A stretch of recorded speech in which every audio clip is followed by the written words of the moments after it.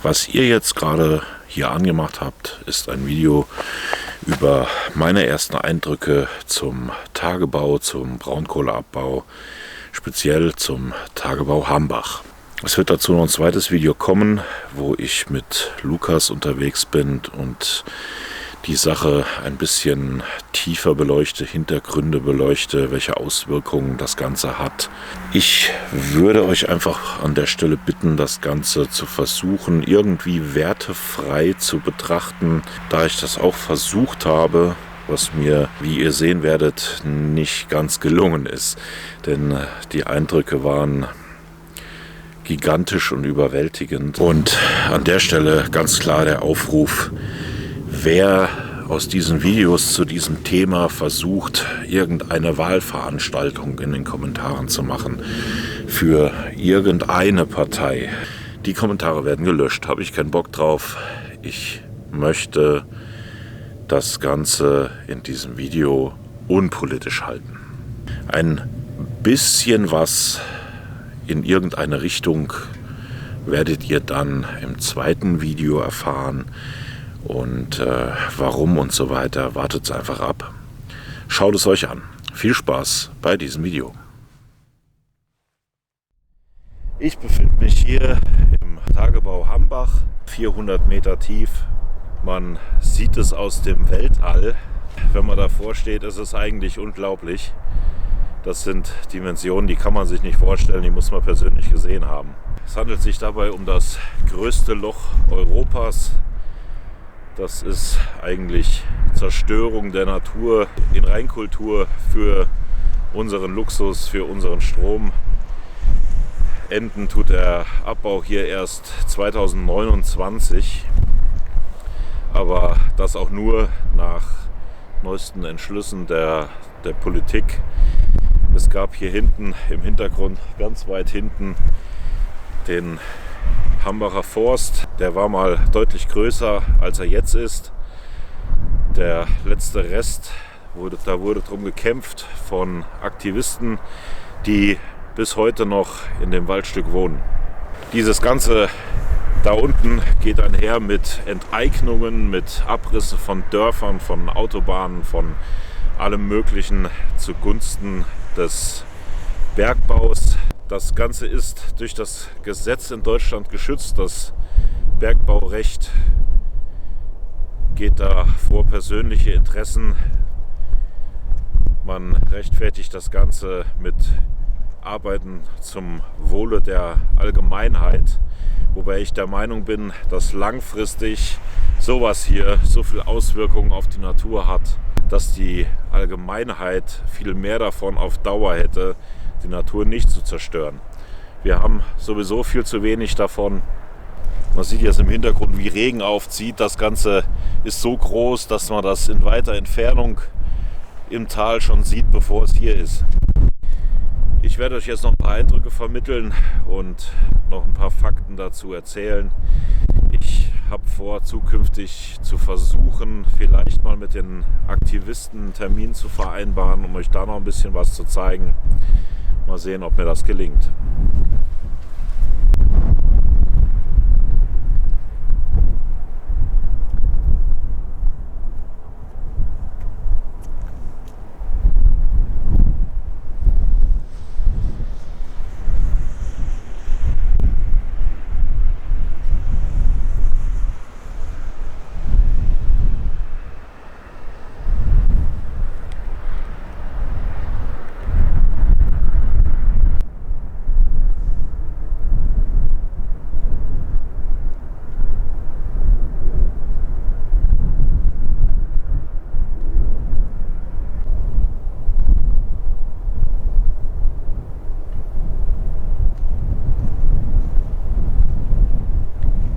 Man hat für dieses Loch hier, für die 400 Meter Tiefe, damit das ganze Ding hier hinten nicht vollläuft, den Grundwasserspiegel natürlich auch um dieselbe Tiefe gesenkt. Das Ganze hat Auswirkungen bis in ungefähr 120 Kilometer Entfernung. Es gibt bis in die Niederlande von hier immer noch Orte, wo das spürbar ist, wo der Konzern über Pumpen und so weiter Wasser ran schaffen muss. Es gibt hier Flüsse, die nicht mehr existieren würden, würde der Konzern, der hierfür verantwortlich ist, nicht einfach mal mit Pumpen den Fluss quasi vollpumpen. Das ist der einzige Grund, warum da noch Wasser fließt. Der Betreiber, der die Braunkohle, die hier abgebaut wird, nutzt, um daraus Strom zu machen und davon mehrere Kraftwerke betreibt, ist die RWE. Die haben auch hier einen kleinen Technikpark hingebaut mit Sonnenliegen und einem Sportplatz direkt am Loch, damit man die schöne Aussicht genießen kann.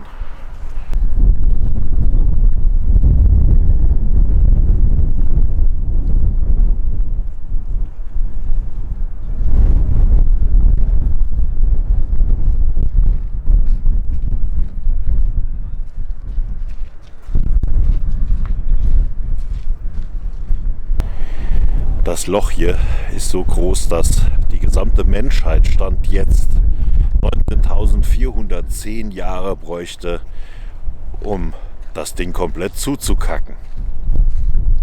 Genau das ist es. Also das Loch Kacke. Wäre sehr passend, aber man hat vor, das Ding zu fluten, wenn das außer Betrieb genommen wird, und einen riesigen See draus zu machen. Dazu möchte man eine Pipeline vom Rhein hierher legen. Und selbst das braucht 60 Jahre, bis das Ding voll ist. Ich weiß nicht, wie ihr das seht. Mein Gedanke dazu ist so ein bisschen, man spart sich dadurch die Renaturierung. Ist natürlich praktisch. Die Pipeline arbeitet weiter. Da muss man hier nichts mehr machen und das Ganze nicht wieder instand setzen. Das, was ihr hier seht, ist nicht das gesamte Ausmaß, denn in dem Teil da hinten war das Loch auch mal. Da ist es nur durch den Aushub schon wieder zugemacht worden. Ich bin der Meinung, wer so ein Loch da reinbuddelt und so viele Milliarden mit dem Zeug verdient, was da im Boden war, kann das Ding eigentlich auch wieder zumachen. Nun gibt es dazu verschiedene Meinungen. Brauchen wir das hier? Brauchen wir noch Kohlestrom? Haben wir ihn gebraucht? Was brauchen wir, um zu leben? Man könnte das so weit spinnen, dass man sagt, die Aktivisten, die da hinten irgendwo in dem Waldstück da wohnen, die leben auch schon seit 8 Jahren da und die brauchen die Kohle bestimmt nicht. Man kann sich dazu mal seine eigenen Gedanken machen, seine Meinung, ob man dermaßen eine Naturzerstörung für das Leben der Menschen, für den Luxus der Menschen braucht, ob man das hier wieder renaturieren sollte, ob man unbedingt einen See hier braucht, welche Vorteile, welche Nachteile das hat. Was auf jeden Fall Fakt ist, ist, dass eine Menge Natur und Wald hier verschwunden ist, der die Heimat von sehr vielen Tieren war. Hinten im Hambacher Forst leben, ich weiß nicht mehr, 10 oder 12 verschiedene Fledermausarten, die auch vorher hier in dem Waldstück gelebt haben, wo jetzt so ein Loch ist. Und vieles davon verschwindet. Ich denke, unsere Zivilisation hat genug Natur zerstört und wir müssen da irgendwie ein bisschen umdenken. Wir müssen langsam mal lernen, dass wir ohne Natur nicht können und dass wir ein Teil der Natur sind und nicht irgendwas, was diese ausnutzt für sich, egal um welchen Preis. Denn wenn ihr irgendwo grob aus der Nähe kommt und habt mal irgendwann Zeit, fahrt mal hier hin. Guckt euch das hier mal an. Also Wahnsinn. Ich habe dazu nicht viele Worte. Ja, wie gesagt, ich werde versuchen, mal zu schauen, ob ich hier irgendwie noch Gesprächspartner oder sowas in den nächsten Tagen irgendwann finde. Die E-Mails dazu sind raus. Ich werde mich dem Thema und den Aktivisten vielleicht auch mit Lukas zusammen widmen und mal gucken, was wir hier draus noch machen. Aber ich hatte es erstmal für wichtig empfunden, euch das hier mal zu zeigen. Und die meisten haben hiermit kein Problem, weil es nicht vor der eigenen Haustür stattfindet, weil nicht eure Dörfer betroffen sind, weil nicht euer Zuhause betroffen ist, weil nicht ihr umziehen musstet, zwangsenteignet wurdet, viel zu wenig Geld bekommen habt, um irgendwo anders hinzuziehen für dieses blöde Loch hier. Die meisten von euch sind davon nicht betroffen. Die meisten von euch laden mit dem Mist, den man hiervon produziert, ihre Handys auf, gucken hier das Video oder machen sonst was damit. Erneuerbare Energien sind im Kommen. Es ist Fakt, dass auch Windkraftanlagen in Wäldern und so weiter vielleicht nicht so ganz optimal sind. Das ist hier in der Gegend auch noch ein Thema. Aber jetzt frage ich euch, was ist denn die bessere Alternative? Das riesenkomische Drecksloch da oder ein paar Windkraftanlagen? Wenn ihr übrigens Spaß an solchen Reportagen über solche Sachen hier habt, dann sagt einfach mal Bescheid. Dann meldet euch einfach mal, schreibt mal Kommentare dazu, ob ihr solche Sachen sehen wollt, ob ihr sowas interessant findet. Und ihr könnt auch gerne Themen vorschlagen. Vielleicht bei euch in der Ecke irgendwas, was euch beschäftigt. Irgendwas, was grob mit Tierschutz, Naturschutz, mit Wald oder irgendetwas zu tun hat, was hier zum Kanal passt. Und dann werde ich zukünftig mal sehen, ob ich da draußen nicht irgendwas machen kann. Also nur um mal zu begreifen, wie riesig das hier ist. Ich bin jetzt 21 Kilometer gefahren, um von der Nordseite des Loches an die Südseite zu kommen. Und befinde mich jetzt in der Nähe von dem Rand hier.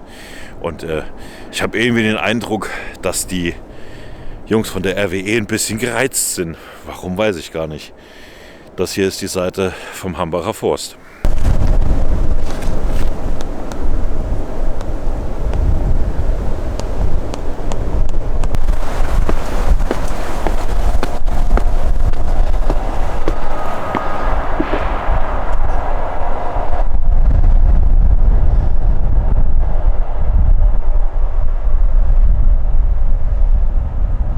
Bei dem Bagger, der da hinten steht, kann man mal erahnen, wie groß die Dinger sind.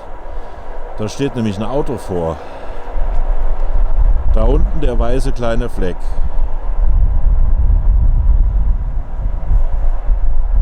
Ist ein bisschen weit weg, deswegen wackelt es ein bisschen. Und dann kann man auch mal wieder rauszoomt und das Auto verfolgt, erahnen, wie riesig diese ganze Anlage eigentlich hier ist.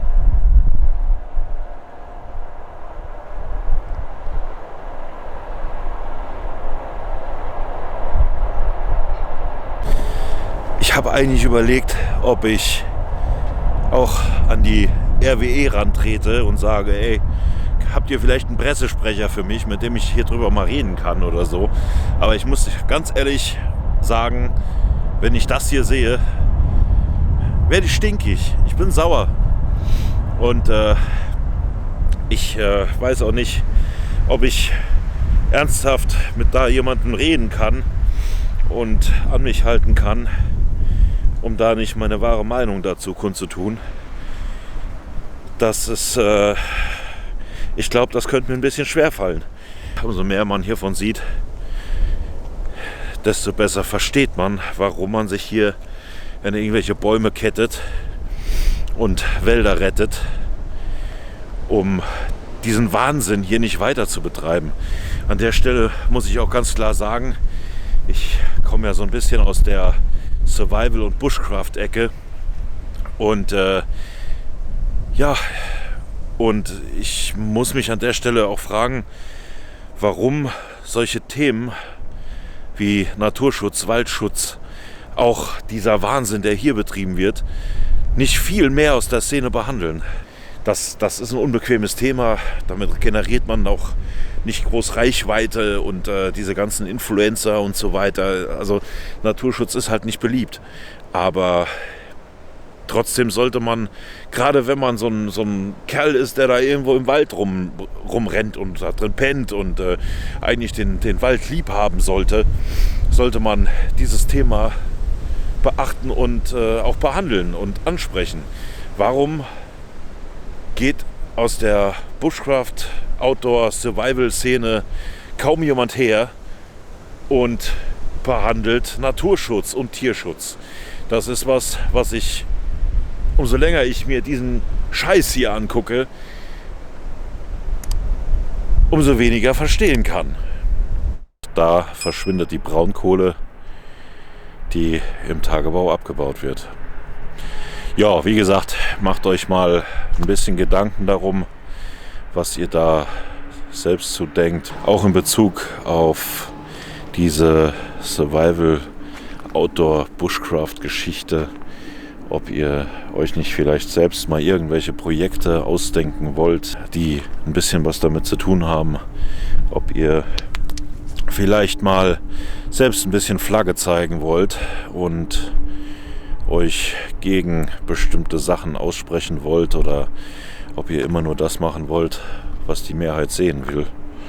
Einfach zugunsten von Reichweite und Beliebtheit, und manchmal ist der vielleicht unbequemere Weg und dafür ehrlichere Weg der bessere.